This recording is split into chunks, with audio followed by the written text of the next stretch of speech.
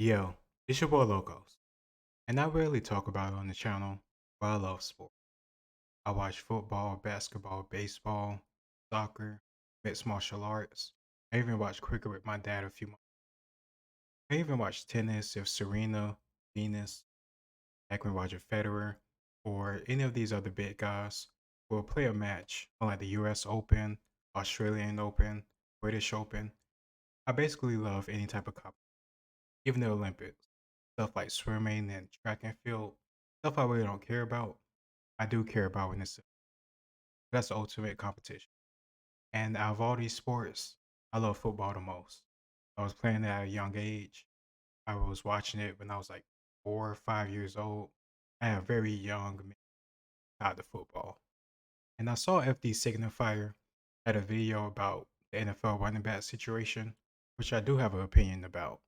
But unfortunately, when he makes a video, mostly going to involve Marxism or racism and have that explain why something the way. I don't think that's the case when it comes to NFL running backs. There's a lot of factors. And as much as you want to not like the owners or this, that, and the other, you need to understand it's a relationship, it's a balance. You need everybody to work together, make some type of profit for it to keep, I don't know, being sustainable, last, be entertaining, anything you want to put. But I'm curious to see what he got to say. I didn't know he was into sports, 'cause, competition. And I don't think Marxists like competition. But in all seriousness, let's get into it. Saquon Barkley was the number 2 overall pick in the 2018 NFL Draft. At the time, even though he was seen as the best talent at the running back position to come into the NFL in well over a decade, a lot of people criticized the pick. There were good players at more valuable positions, was the common remark.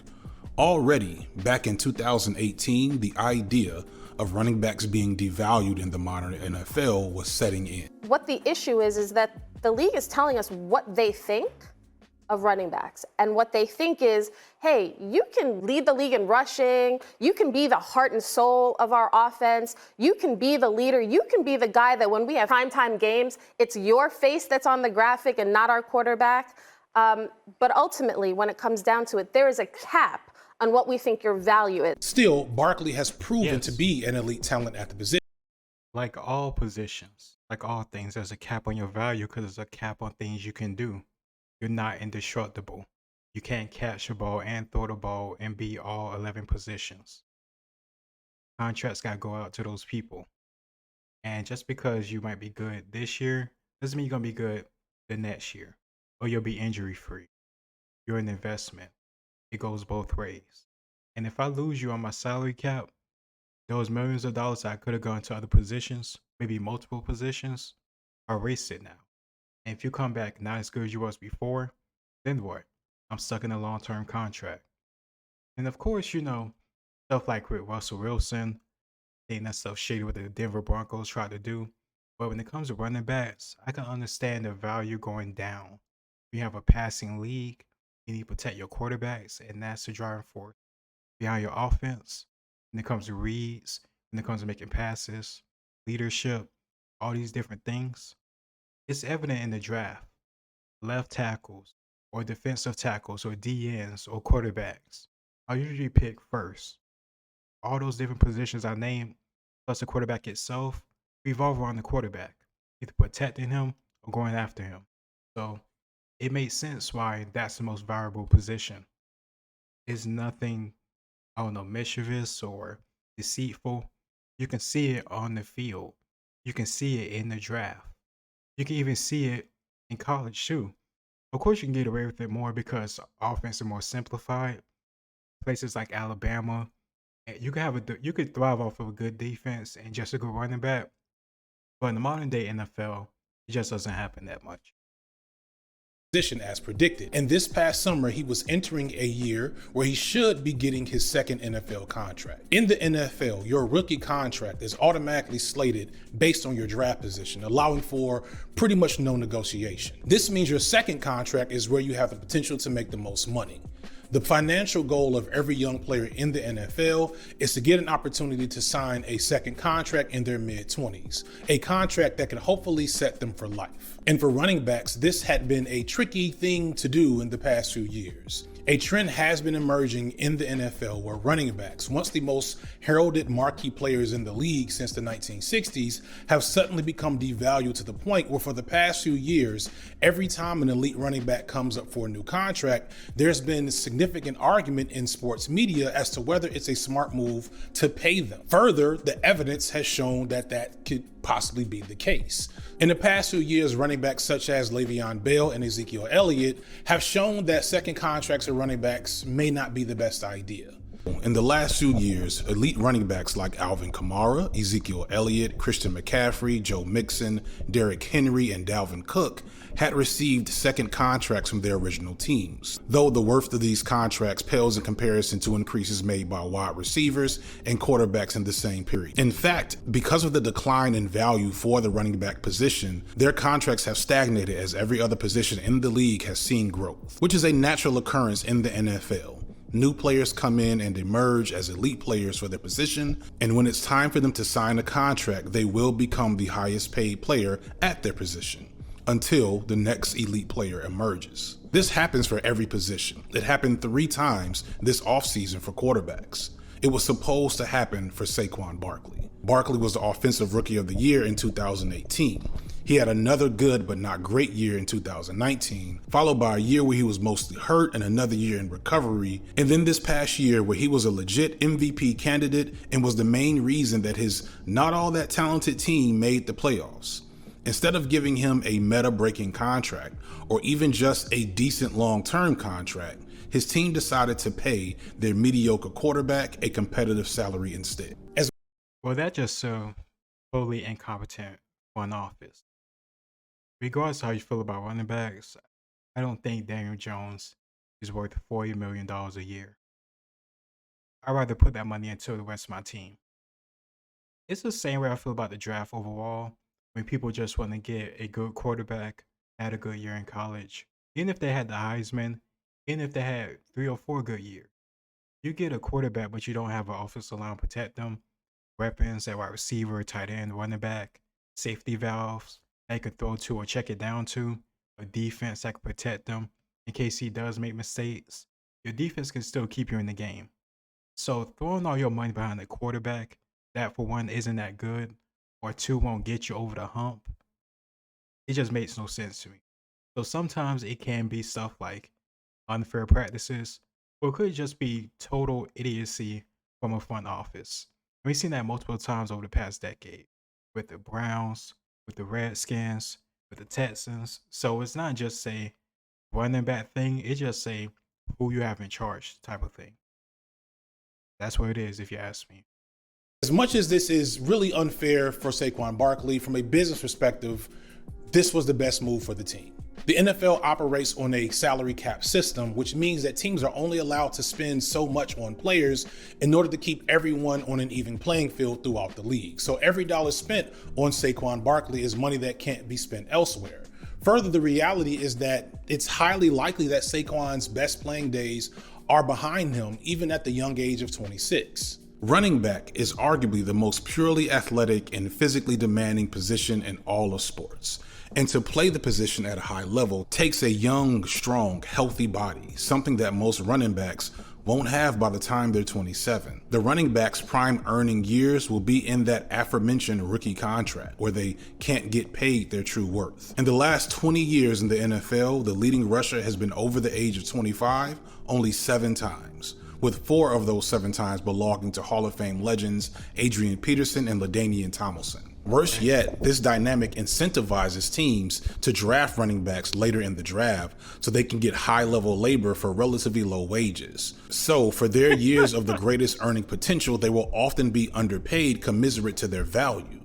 Once a running back is ready to get a chance at the lucrative second contract, they will be in a disempowered position because historically, it's understood that their most valuable years are behind them. Smart teams will let them move on and find cheaper labor on the free market, or, as in Saquon's case, strong arm them to take lower pay than they're worth. which isn't hard because there is an abundance of good labor on the market. This offseason, 3 high-end running backs were free agents late into the offseason, and all had to take cheap one-year deals in order to find jobs. Can draft him now, have that 4-year deal, that contract, then not tag him, then pick up his 5th-year option and then tag him twice and you're 7, and that's 7 years. And then in the sport that we play, there's the analytics behind it or the stats behind it that after a running back is in their age 28, their production goes down. You can have a certain running back for a low price for 7 years. And we're the one that take the most mileage. We're the one, I mean, if I don't know if, like you said, some of your fans might not watch NFL games, but if you ever tune into a New York Giants game or a Giants game this year, there's times where I had 40 touches. And there's a point in time in the season where I was 40% of our offense. I think I finished around 30% of offense production for our team. And I mean, if you don't got to be a math major, that's a lot. This is unheard of at any other position in the NFL. Usually players who are top 5 in their positions never even hit the free agency period because teams lock them into lucrative long-term contracts. The NFL is an overall conservative sports organization, and I don't mean that politically, although that is also true. That the powers that be in the NFL are resistant to change. So for years, the poor market viability of NFL running backs was ignored. Some teams kept paying and drafting them based on old school logic about their market worth. However, the league is also a copycat league. Now most teams have finally caught up to the reality of what the running back is actually worth. And now these players are finding themselves still playing one of the most demanding positions in all of sports for less money. Well, you say the league doesn't change and doesn't evolve, but the reason why running backs aren't worth what they used to be is because the league changed and evolved. It's focused more on passing, quarterbacks, wide receivers. Even now, you can see with the type of offense people are running, RPOs, screens. These stuffs are like modified run plays, and it's all built around getting your weapons, your best players out in space. So if you have somebody like Jamar Chase or Justin Jefferson, you want to get them out in space because they can create big plays. And you can get them away from the linebackers and have them go against cornerbacks. Guys that aren't used to tackling or might not like tackling. And for some guys, the reason why they add cornerback is because they can't catch. So you can get a quick pass out there, and then Jamar Chase can get you like 10 extra yards after the catch. That's good offense. And if you need a running back, you can have a running back by committee. This isn't like a completely new thing. This was around like in 2006. It just wasn't as pervasive, or you didn't have as many running backs. Like the Eagles in those six, they had Brian Westbrook, Darren Sproles. Darren Sproles used to be with Damian Thomason. A few years ago, the Eagles, they had like 5 running backs, like a whole bunch of them. I think Jay Ajayi, and like a few more. So like, it makes sense depending on the offense that you're running. These running backs, if you have multiple of them, they can do different things. I remember the Atlanta Falcons, they had like 2 rookie running backs. You can have a running back for smash mouth running, a running back that can catch, and a running back that can block. You can also have a running back that can do all 3 things, but due to workload and type of offense you're running, it's not going to get all the touches. The Patriots did this for years. It was successful. But also at the same time, when they had they needed a offense that could just focus on running football because of their opponent that week, they would give it to their smash mouth guys like Sony Michel, LeGarrette Blount, Kevin Falk back in the day. Like, all these different things is about doing the best thing you can do to win, because that's what the players care about. Of course, making money too, but also wanting to win and get into a Super Bowl. And if you can do that by having multiple running backs and putting the extra money into better wide receivers or better defensive players or more depth in case of injury, which is inevitable at almost every position at some point throughout the whole season, it just makes sense.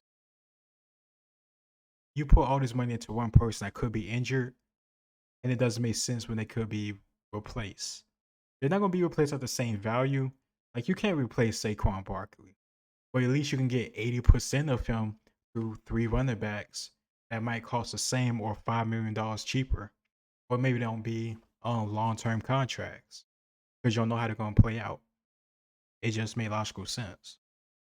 So Saquon Barkley, arguably the most talented running back in the NFL, one of the best running backs of his generation, had to take a 1-year deal. He will make marginally more than Bijan Robinson and Jahmyr Gibbs, two rookies who have never played in the NFL. The whole point of the rookie salary rules were to ensure that rookies were never paid more than the top veteran players at their position. Saquon is in a shitty situation. Don't get me wrong, he's made a lot of money in the last 5 years, more money than most people will in their lifetimes. But for the job he works, for the actual value of the labor, according to the market, that he participates in, he is being shafted. He will hope to enter free agency next year, but at 27, with now 6 years of wear and tear on his body, it's unlikely that any team will offer him a long-term deal worth what he deserves. He's probably going to end up bouncing around the league like a mercenary for the next 4 or 5 years from team to team before ending what could have been a legendary career in relative obscurity. Now, I know it's hard to get very indignant and upset about very rich professional athletes who play a game as their job, but if you step away from that aspect and just look at things from a critical labor point of view, it's hard to look at Barkley and his peers, highly skilled and talented workers doing an incredibly hard job, and not see how they're being cheated out of the true value of their labor. And more interestingly, how despite the vast wealth they do have access to, their plight for fair pay in a corporate system mimics the plight of American workers as a whole. The role that these men play in the industry that they've been dedicating their lives to since they were children is dying. And this is a bigger problem than we are giving it credit for. I know this may seem hyperbolic, but I really want to explain to you in this video that if the running back is dead, then we're all dead. And change the way we approach the way they play the game, then we can change the rules and we could change the infrastructure and how we pay running backs. Yeah. Because if we know, because to me, running back is the hardest position to play. And I mean physically. And the reason why we know that is the reason that you mentioned, is because you can tell by the year when a running back kind of productivity kind of drops, right? And it's usually way earlier than people because it's harder to sustain that level of productivity for that long. Yeah. Whereas a quarterback, a receiver, a lineman, a linebacker, corner, you can kind of hide. You can kind of get away with not being as productive as you used to be. You can kind of get away with that. Running back, he's about 28, dog. It's time to get him up out of here. Yeah. We're so much more disposable. The NFL is a perfect microcosm of America in my mind for that reason, because with other sports, the players carry a certain amount of power because of the numbers, because of the fact that they don't wear helmets. So they're not just seen as a thing or an object on the field. They're seen as a human being, as a person. Because you know what, you gotta look them in the eyes. You know what they are outside of the equipment. Yeah, NFL players are a lot easier to be written off as gladiators that are disposable because they've always been so. And people will tell you all the time, whether you're talking about CTE and brain trauma and all the effects from that, or you're talking about just the regular day-to-day issues that most former players have to deal with. They say you know what you signed up for. Well, the CTE and the head trauma, which is definitely true, is part of the reason why it's hard to invest in them long term, because that stuff does wear on you. Who knows how many concussions you might have had? Because most of these guys, they were playing since they were like 5 years old, 8 years old, tackle football, and they probably play way more than most people. Off season, maybe they have like touch league or some type of AAU for like football. So they got a lot of wear and tear in their bodies. Not to mention injuries like ACL injuries, a lot of college injuries. I can't remember if Saquon Barkley tore his ACL in college, but I know many different running backs have done so. And a few of them still been successful, but all this stuff plays a role on you down the line. And it just makes your ceiling that much lower once you get into the league. And it makes sense. It's not like a charity. I agree with that. Running backs are very valuable, especially in the offense. But at the same time, there are other valuable positions. And I need my left tackle. I need a good quarterback. I need somebody from the throw to. Like, come on. It's just remotely different. If I lose my quarterback, my playbook and my quality and efficiency of my offense drops down dramatically. When I got that quarterback that's a backup, doesn't know the offense as well, is cold. He doesn't have that relationship with wide receivers in terms of timing and understanding what they're seeing on the team, opposite team together. It's just a world of different, if you ask me, compared to a backup running back. Well, of course, you'll lose a lot, but he can fill in some gaps enough to hold you down. Most times, we've seen that plenty of times. That's part of the reason why we're here to begin with. Whether it's a rookie, whether it's a backup, we've seen backups go and step in this role. But we've also seen quarterbacks do the same thing. And how often has that panned out? Whether it's Jimmy G, whether it's Brock Osweiler, whether it's Matt Castle, these different quarterbacks that were starting because of an injury, whether it was like Tom Brady, they may do good for a year, but then they go somewhere else and they fall apart. But then while these running backs are backups and they step up, they're usually still good for a few years because the job is more limited. If you get what I mean? It's easier to be a running back in terms of understanding the offense compared to a quarterback. And that doesn't diminish a running back. That just talks about the responsibility of your quarterback. All the different things you need to know about your team, your players, and the other team and their players, their playbooks, everything. From football's earliest days into the last decade or so, running back was one of the most prestigious roles in all of sports. Football legends from the time of leather helmets up until the last 15 years were these often comparatively small, courageous, and resilient gladiators. There is something majestic, beautiful, and inspiring about watching running backs either power their way through obstacles and barriers in order to reach their goal, or use guile and agility and quickness to make fools of would-be defenders. When football is depicted on film or in Thing is, though, a lot of them Oregon players, they didn't pan out as well in the NFL. At least not as traditional running backs. They're small, they get beat up very easily, they get injured very easily, which is part of the reason why we're having this whole conversation to begin with. So it doesn't always pan out for these type of guys. Depending on your build, depending on how much you run, the type of offense and team you're drafted on, it can be hard to have a successful career, no matter if you're really good in the NFL. We saw Reggie Bush. He had a good few years, but he didn't last as long as we thought he would. He wasn't as great as he was in college. The NFL is much faster. Everybody hits harder. It's completely different. These Oregon guys, they probably would have been very good in the more modern type of offense, like on the Chiefs, because they would have put them on like screens, RPOs, stuff to get them out of space. Not like a traditional running back. And once again, the league has evolved. That's why running backs aren't looked up like they used to be because of CTE, because of better defenses. Everybody's stronger, faster at every level. And it's harder to be successful for a very long time, especially when you have offenses focusing on passing now, quarterbacks. Making sure your left tackle is good to protect your quarterback. You have wide receivers, tight ends. TV and there's a crowning dramatic moment, it's always the long touchdown run. There's nothing like it in any other sport. It's probably one of the reasons football has resonated so well within the American psyche. The image of men using every fiber in their body to fight against the odds for the sake of a goal, for the sake of a team. It's the very mythology of American masculinity personified.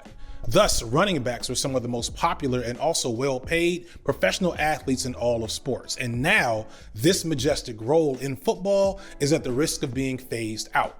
And I, for one, will not stand for it.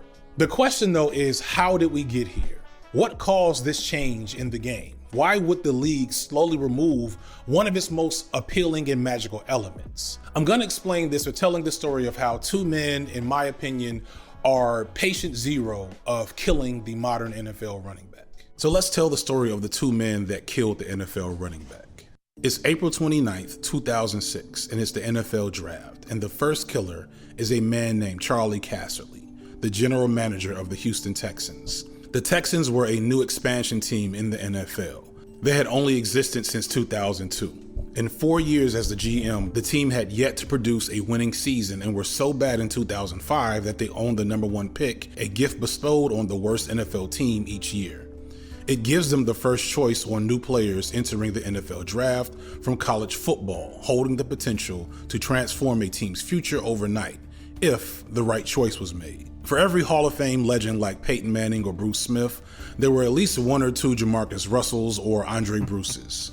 This was Charlie Casserly's second first overall pick, and there was a lot of pressure for him to get it right, or everyone would be out of a job soon. To everyone with eyes that year, the most talented player coming out of college was a young man named Reggie Bush. Reggie Bush was a running back from the legendary football powerhouse, the University of Southern California, aka USC. He was a national champion and a Heisman Award winner and one of the most electrifying players in college football history. He was incredible with the ball in his hands. He could run, catch, and break big plays. He was also humble, well-spoken, and unlike so many NFL players at the time, he was clean-cut and what many might call a good culture fit. As a cherry on top, he looked great with his helmet off and would— I don't know why he said it like that, as if like he's some preppy ass guy. Like he not gonna be an asshole. He's not gonna have any drama or bullshit in the locker room. He's not gonna cause any issues. He's just gonna focus on doing what he can to help the team out. No drama, no, I don't know, charges, no arrests, nothing like that. Nothing about speed racing down the street and killing somebody, almost killing somebody. Anything idiotic, you don't have to worry about that with Reggie Bush. Would be highly marketable, especially at a position with as much star power as a running back.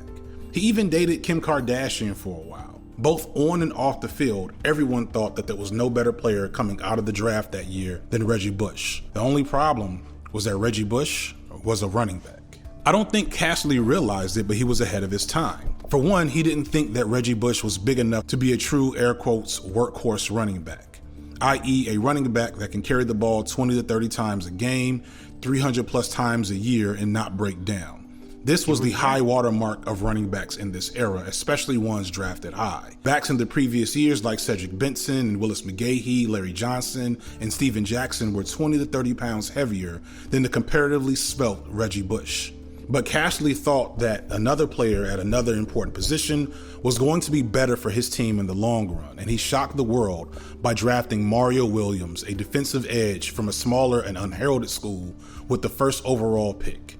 Reggie Bush went second to the New Orleans Saints. This move by Casserly was met with a lot of skepticism at the time, but Casserly was vindicated in the end. Williams ended up being an elite pass rusher for most of his 10-year career. Meanwhile, Bush was often injured and rarely flashed the big playability that made him a star in college. And much as Casserly predicted, he never carried the full load as a running back. In fact, he often played second fiddle to the other killer of the NFL running back, paradoxically another NFL running back on the Saints named Pierre Thomas. Unlike Reggie Bush, Pierre Thomas was an undrafted free agent from non-football powerhouse, the University of Illinois. If the number 1 pick meant that you were seen as the best player coming out of college, to be an undrafted player was the equivalent of when the lights come on at the end of the night at a bar and you're looking to see who's left to take home in desperation. Thomas was undrafted in 2007 and had to sign a UDFA contract for the league minimum and fight hard to make the team. Thomas started out on special teams, but after some injuries found himself as the lead back on one of the NFL's best offenses. He didn't do much his first year, but 3 out of the next 5 years, he would lead the team in rushing, playing as much, if not more, than Reggie Bush on a team that won the Super Bowl in 2010. While Bush was being paid nearly $10 million a year to be a small role player, Thomas was being paid less than $1 million a year to do basically the same thing. After that Super Bowl win in 2010, the writing was on the wall. Bush did not get offered a second contract and moved on, while Thomas signed a comparatively cheap extension and stayed with the team for a full 7 seasons. Now, Reggie Bush had a decent career. He was no scrub, but he never amounted to what people saw from him in college. This isn't new. He wasn't the first high draft pick at any position to not pan out to their perceived potential, but he was outplayed on a team by a player who made far less than him, who was allocated much less resources for the team. And the Texans, who passed on him, got a better player in the process. And at the same time, Pierre Thomas and the Saints got the same level of production for around $9 million less money. At the time, I don't think people realized what had just happened. what the league had just proven about the running back position and the evolution of football as a whole. Everything that running backs are going through now was probably set into motion then. Still, in the early 2010s, Bush did get 2 more multi-year, multi-million-dollar contracts before his playing career was over. Even as a non-workhorse running back who never lived up to the potential, he remained a valuable commodity valued at his true worth. But in today's NFL, only 10 plus years later, he'd never get these opportunities. As a final proof of what's going on here, let's look at last year. He just made the decision or just said that he got contracts at his worth. But I'm looking at Reggie Bush's stats, and we're just talking about in comparison to where he got paid or his potential. He never hit 10 touchdowns in the season. He hit 1,000 yards twice, and that was 1 year with the Dolphins and 1 year with the Lions. He only played 16 games in the season twice. Once was his rookie year, and then the second time was in 2012, so 6 years later, or 7 years later. So this whole idea, you're just going to say that he was getting paid for his value. When you look at the stats, I don't know if you could really say that.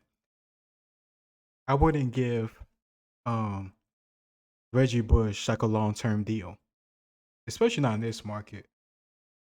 Maybe I'd give him like a 4-year, $5 million contract, but I wouldn't give him something 10 million, 11 million, not for 14 games or 10 games or 11 games, not for only 5 touchdowns. That's just me. I could get that over to somebody else and get more value and more production. You can get mad and say, oh, these labor terms, but I mean, these teams have to produce to win. You have to be good. Like, what the hell? This ain't charity.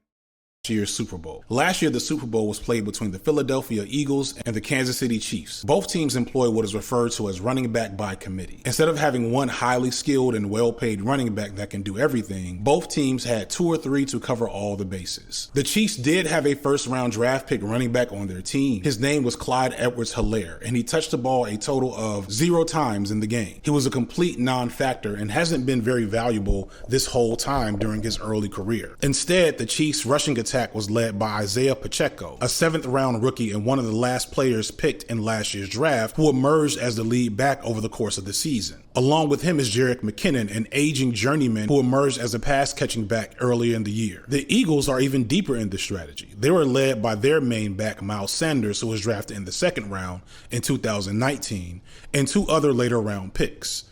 Sanders, who is a talented back, was then not re-signed in free agency the following year. He was signed by the Carolina Panthers for a modest contract and was replaced by talented journeyman for chump change. For the amount that Miles Sanders will make this year, the Eagles are paying all of their running backs and still will have millions of dollars left over. These 2 championship-level teams would probably have never given Saquon Barkley a shot if he were a free agent. And as of writing, they have not even bothered to take a look at high-end running backs still on the free agent market, such as Kareem Hunt, Ezekiel Elliott, or Dalvin Cook. Backs that would no doubt improve their teams, but cost more than what they want to pay for this position of low value. You have marquee running backs for sure.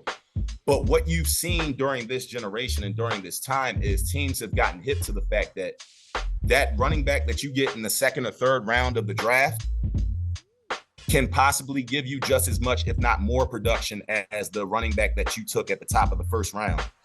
And if you could get that kind of production from somebody in the 4th round, why use a 1st round pick on a player of that caliber? And if you know that the 1st round pick determines how much money, like basically how much money you're slotted to get paid is determined by your draft stock, your draft position.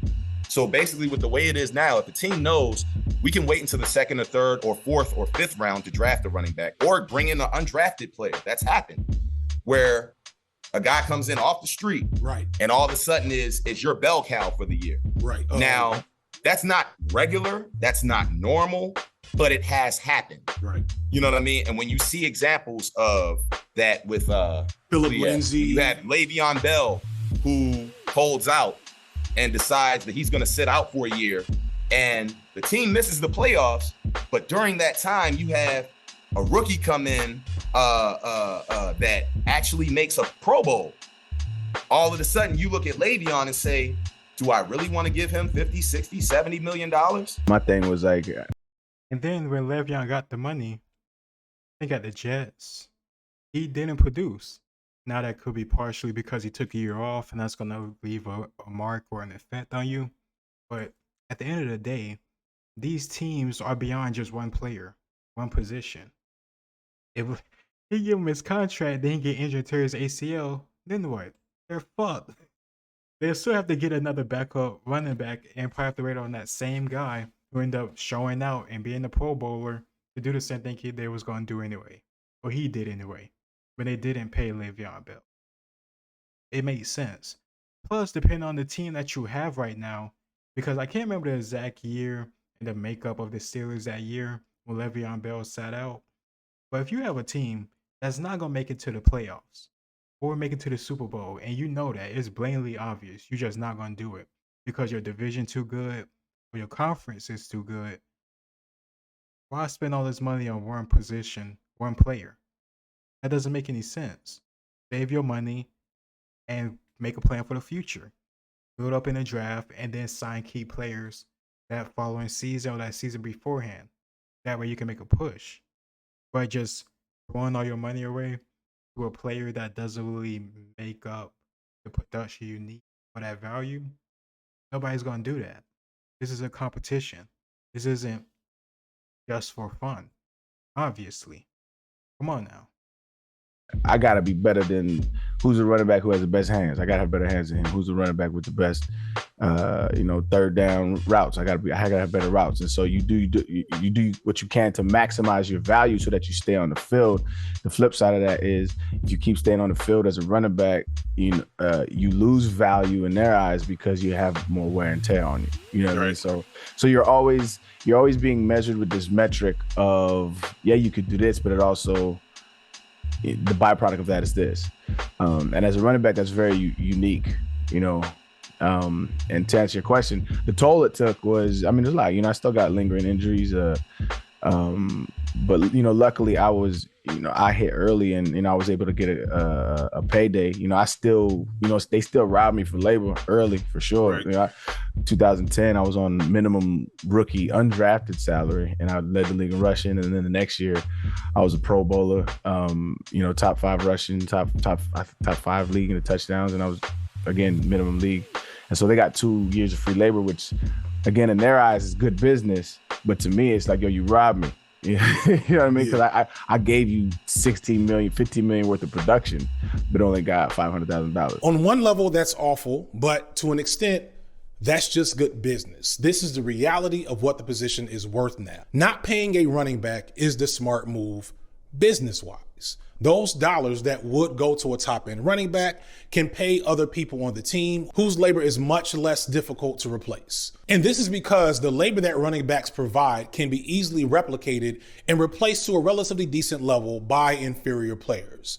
Barkley is a victim of the times of the marketplace and the evolution of the game. But here's my thing. Much like dinosaurs turning into birds, there's a lot of logical reasons why things change over time. But unlike evolution happening in the animal kingdom, the way this works isn't purely a happenstance of natural environmental factors.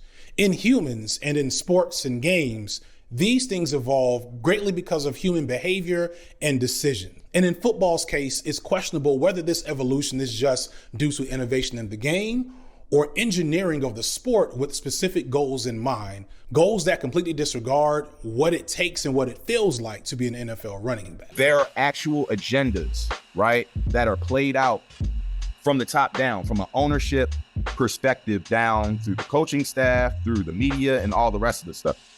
And when you look at running backs, right, most people would just say, all right, this just isn't the time of the running back. I'm always saying, like, quarterbacks don't play our position, our sport. They play an entirely different sport than us. And they're like, you're just a hater. Like, I'm not a hater, though. I lived it.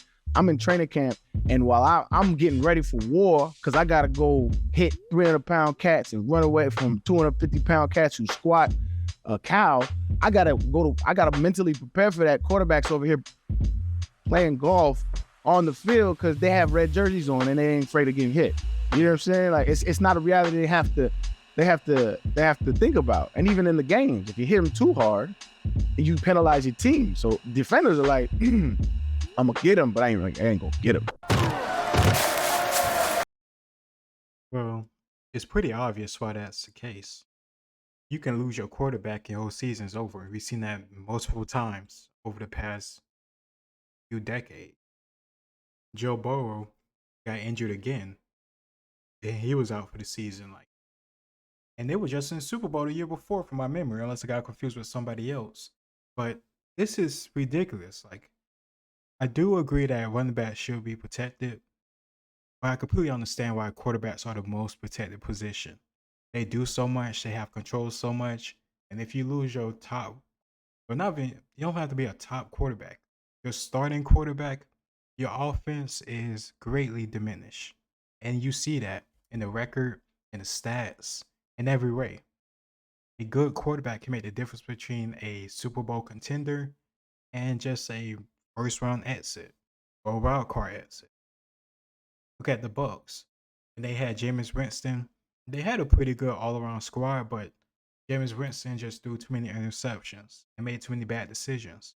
But when they had Bruce Arians and Tom Brady, it was able to go to Super Bowl. Look at the Patriots. Even no matter how you feel about the Patriots and that Rams Super Bowl when it was only like 13-3, you think it's boring. Tom Brady showed up when they needed it the most, making key passes, key reads to move the offense down the field so they can seal the deal through running or through a field goal. Quarterbacks are needed when key moments pop up or to make sure they don't take you out of a game. The times of a quarterback not really needing to be great are pretty much gone. Like when Trent Dilfer won the Super Bowl with the Ravens, those days are over. They could do that because they had a good running back in not Jamal Adams. I don't know how I'm forgetting his name right now. But his first name was Jamal something. It's not Jamal Williams. But Jamal on the running back position. And then defense, you had Ray Lewis, Eric Reed, etc., etc. All those different guys. Goose, rest in peace. Like all these different guys.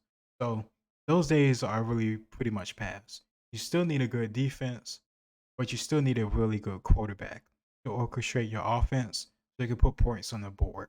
Even if it's only 14 or 21, you need it. So the question is, what changed?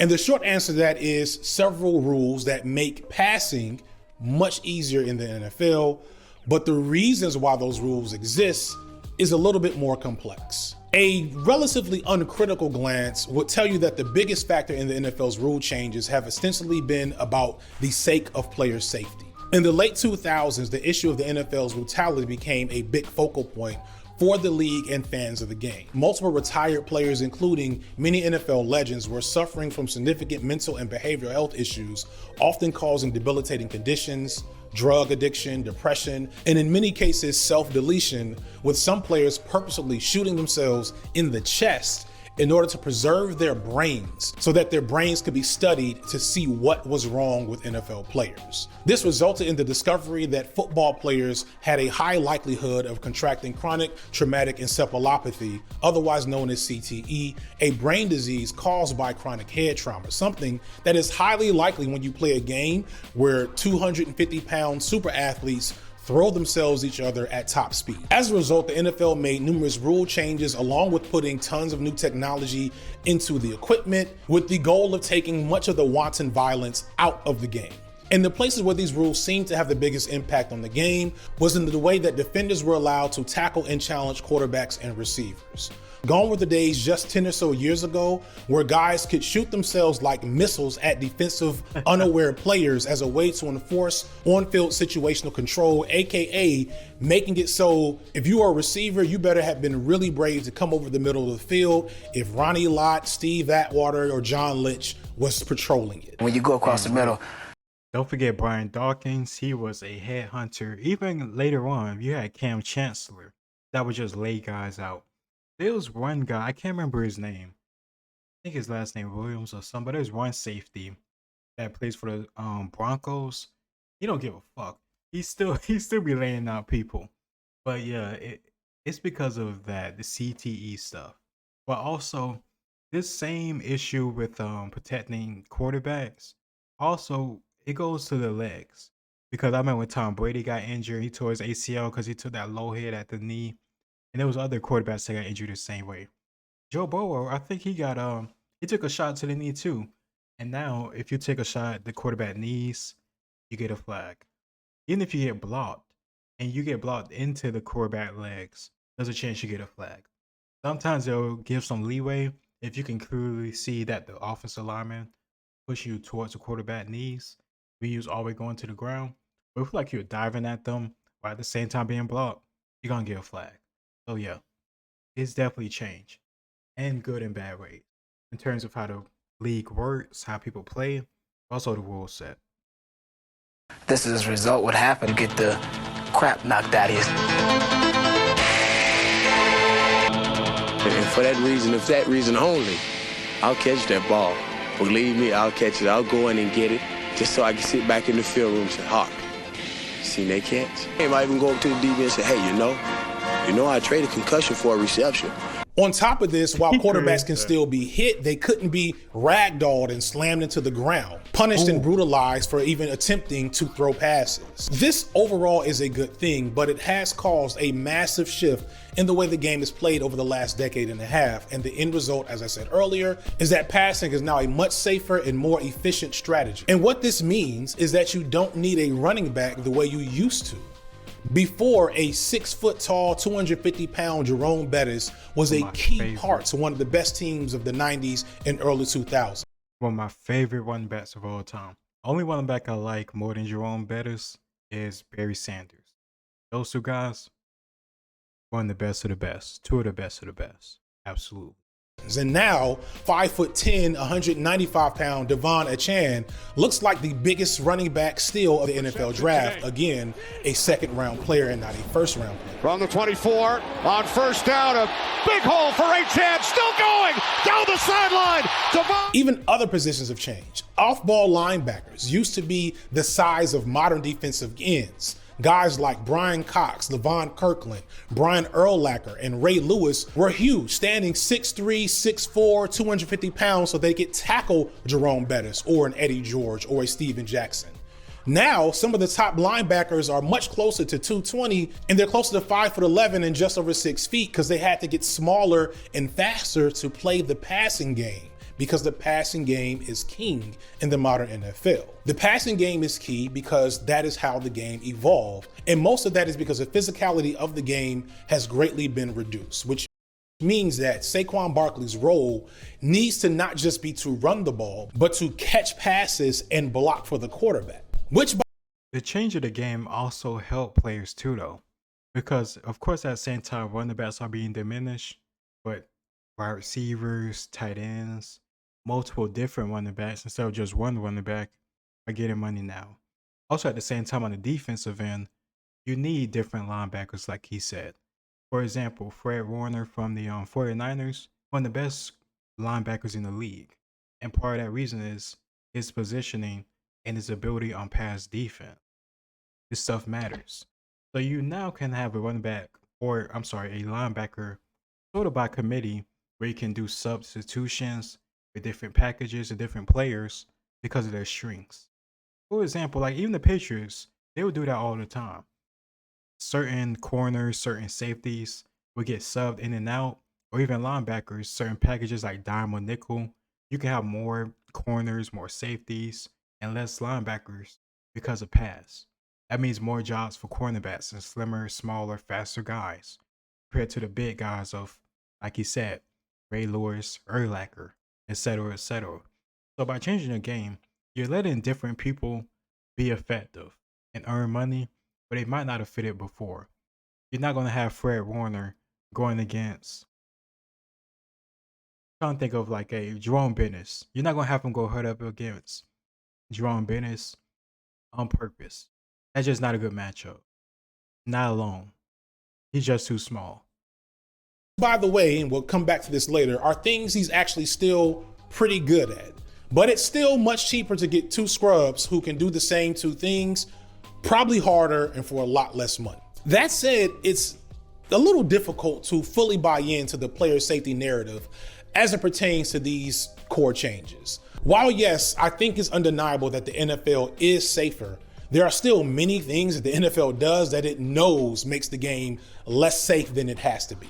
Many teams play on synthetic turf instead of natural grass, which historically is harder on players' bodies. His first real public action here is calling for the fields to be flipped to grass. This is obviously a huge conversation around it all. There are stats on the NFL player side that say like, hey, grass is more healthy for lower extremities, ankles, knees, and also every player that's ever played has said, yes, give me grass for my joints as opposed to turf. In 2022, the NFL added an extra game, extending the year and thus the wear and tear on players' bodies. And also they've been playing Thursday games for years now, which forces players to play 2 football games, organized train wrecks within a 7-day period without adequate rest. Quarterbacks and wide receivers, 2 of the most focal points of modern NFL offenses, are now all but illegal to hit due to the new rules for safety.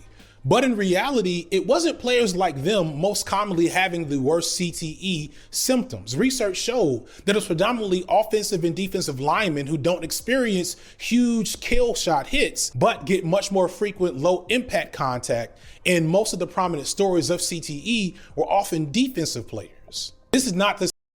Yeah, but remember, just like 20 minutes ago, he was just saying, well, not 20, maybe like 10 minutes ago, he was saying how headhunters like Ed Reed, Brian Dawkins, John Lynch would hit wide receivers when they try to go across the middle. I remember Wes Welker. He got hit so much and had so many concussions for the Patriots.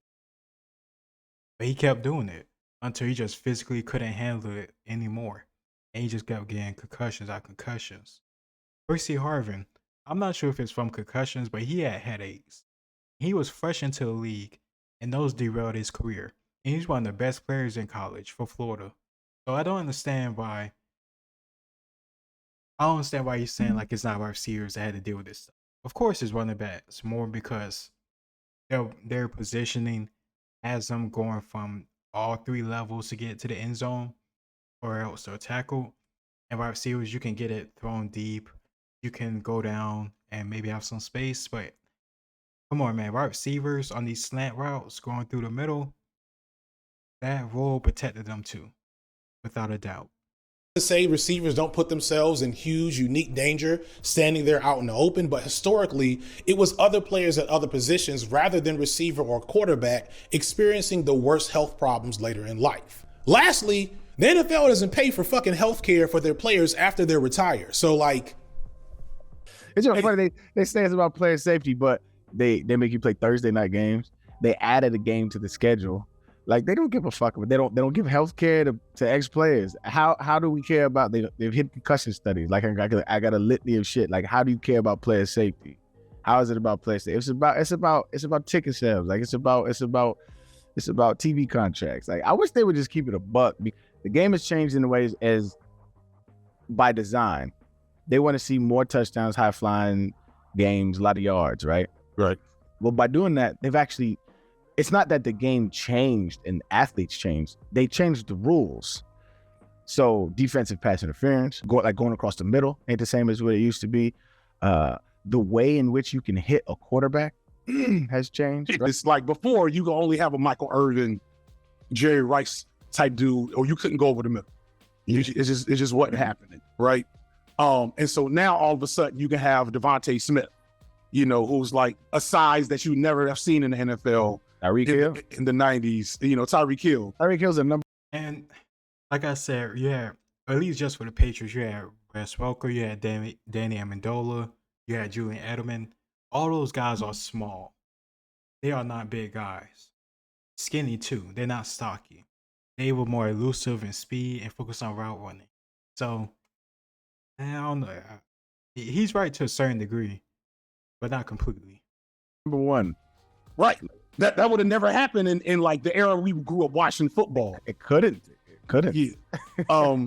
And so the game changes, and now Tyreek Hill is getting paid within the category that a running back would have gotten paid 15 years ago. 15, 20 years ago. If it were purely safety, it feels like there would be different. Well, yeah, because Tyreek Hill can use his speed that nobody at all in the league can match up with. And he has a good quarterback to throw him the ball to. Come on now, like, when you're a wide receiver, you're on the outside. Of course, you have to focus on your cornerback that's defending you if it's man-to-man. Plus the safety and any help over the top. But if you can get past that and get a good pass, that's going to be a big chunk play or a touchdown. Compared to a running back that have to get good blocking. Well, of course, the quarterback needs good blocking too to make the pass. But the running back needs good blocking and get past the linebackers and the safeties. That's 3 levels of people that they have to directly get around or get blocked for to get a big chunk play. Compared to a wide receiver, it's a lot easier. Plus you have RPOs, screens, stuff like that. You see, it's a lot less now, the running back screens compared to when I was watching football growing up. Now it's more so wide receiver and slot receiver. Getting your faster guys, your skill receivers out there on the edge in space with some blockers and getting them, an ability to get yards after the catch. It's more so wide receivers now that do that type of thing. Unless you have, Kansas City with Travis Kelce. But for the most part, it's wide receivers that are doing this. Rules to change blocking and tackling, those big puffy helmets that they wear during the offseason. All the linemen should probably be wearing that in every game. So if it's not player safety, we may have to get into some uncomfortable conversations about what it was that the NFL did to change its game, with the maybe unintended but end result in having guys like Saquon Barkley taking way less money than they deserve based on the market. In his book, $40 Million Slaves, sports journalist and historian William C. Roden talks about the concept of jockey syndrome, named after the dominance and then disappearance of the African-American horse jockey. Over a century ago, horse racing was one of the most prestigious sports in the entire country, probably as celebrated as football is now. And believe it or not, it was once dominated completely by black jockeys. Black jockeys had a significant advantage in that they were often current or former slaves whose whole job had been the care and training of horses. This gave them a significant edge over white jockeys who simply could not compete.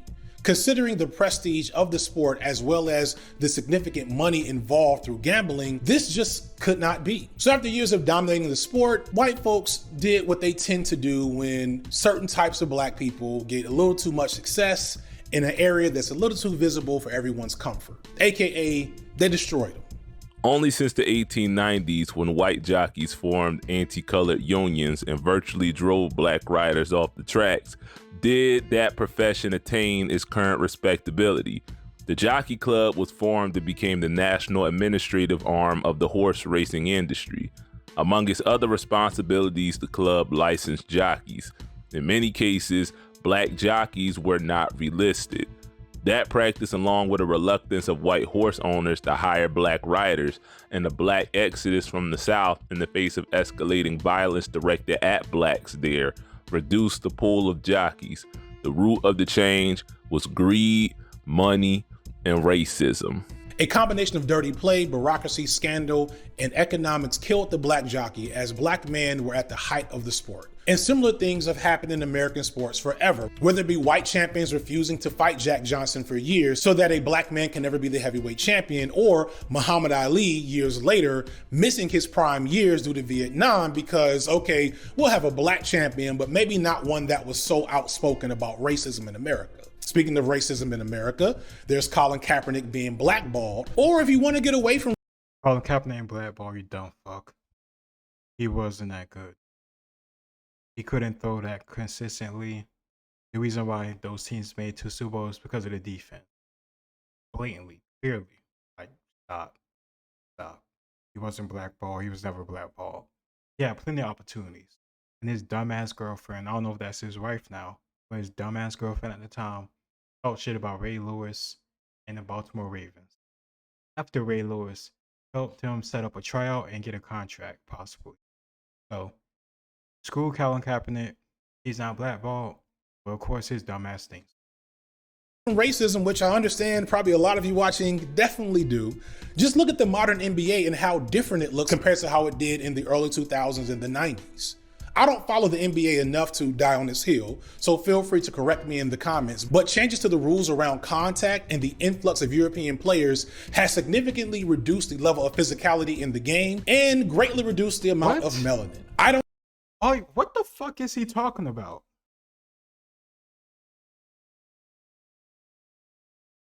The last contact started more so with Jordan and other players, not European white players. What? At what point was a European white player the best player in the league in the past 20 years or 30 years? Magic, Kareem,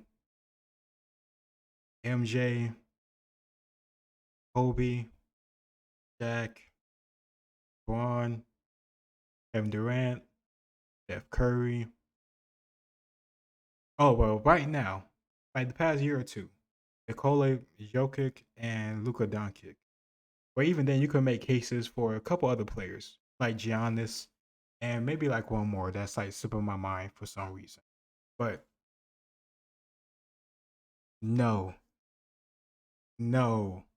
If he said the league is getting less melanated, that is absolutely a fucking lie.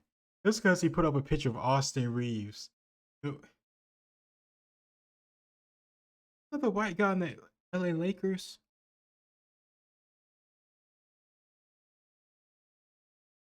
No. Is there?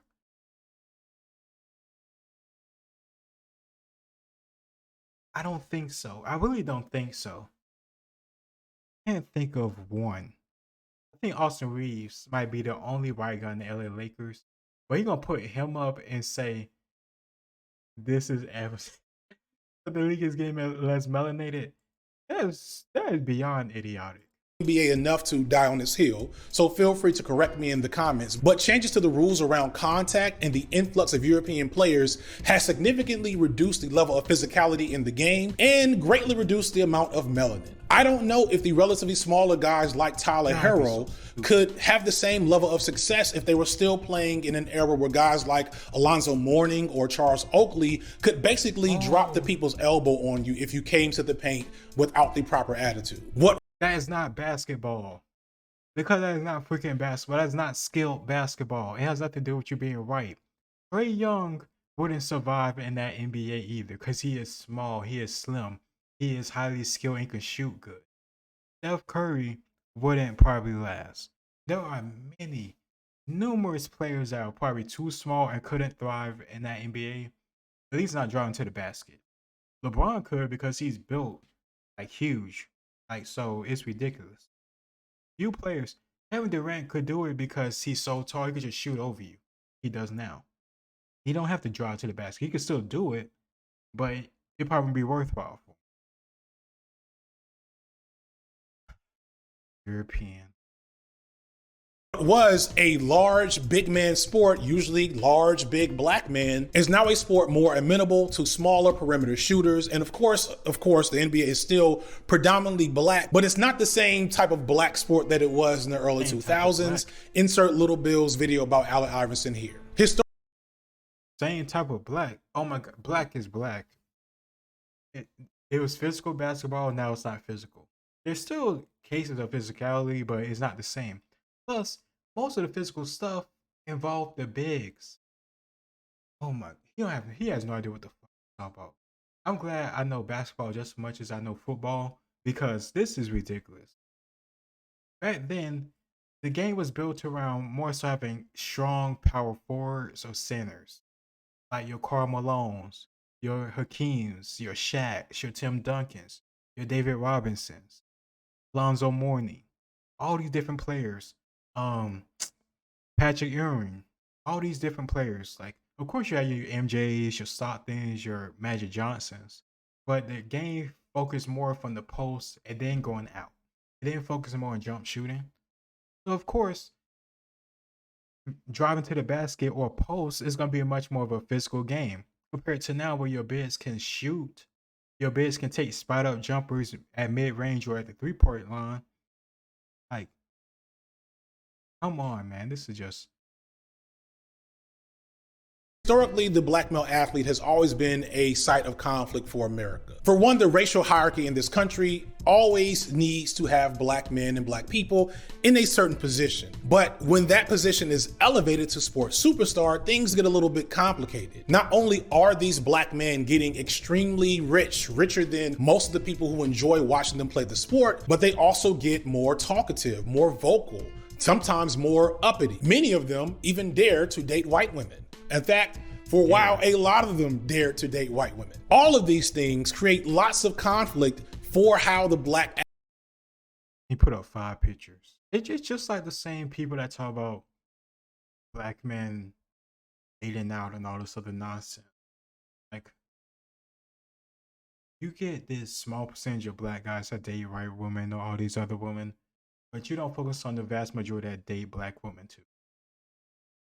But it doesn't fit your narrative.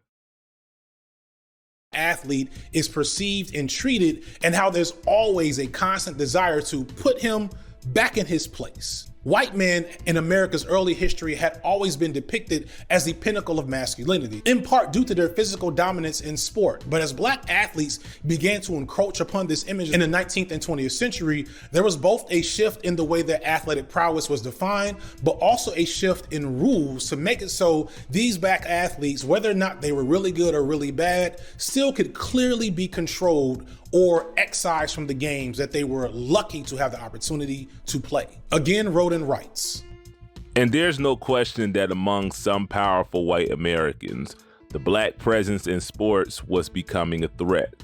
At the turn of the 20th century, the prevailing wisdom among racialists was that African Americans, because of irreparable genetic deficiencies, would not survive.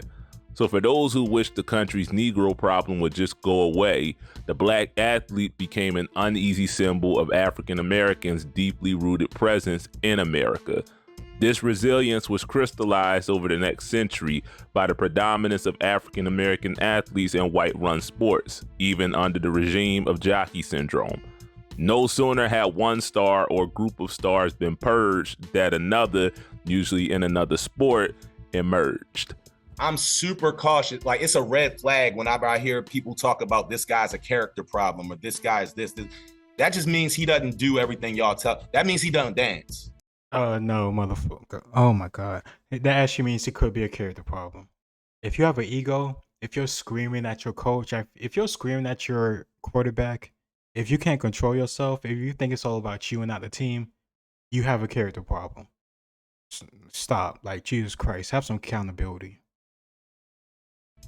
That doesn't mean that he's a problem. Right. You know what I mean? Like, most of the guys that are problem guys, they don't even really talk about like that. The guys that they talk about being a problem are the ones that don't dance. Yeah. You know what I mean? That's real. The problem guys they cover up for, you find out when somebody get in trouble. Yeah, you find out when the video gets made public, or when it, you know, and Right. That's the thing. You can be a terrible human being and people will make all of the excuses in the world for you because of your utility. But the second you realize that you are more than that utility and you operate with that understanding, oh, they'll show you your place real quick.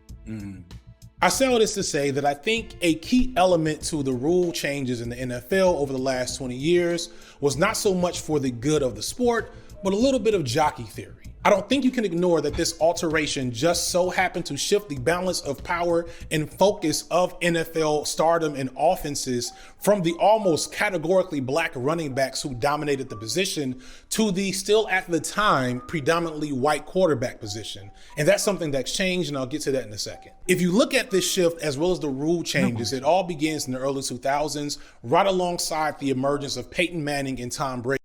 All right, you know what? I know this is going to be very idiotic, and it's already long enough. I'm going to just start off from right here in the next video, and I'm going to just end it right here for part 1. So let me know what you think in the comments down below. It's your boy Logos. Like, share, subscribe, and I have this up next. Peace.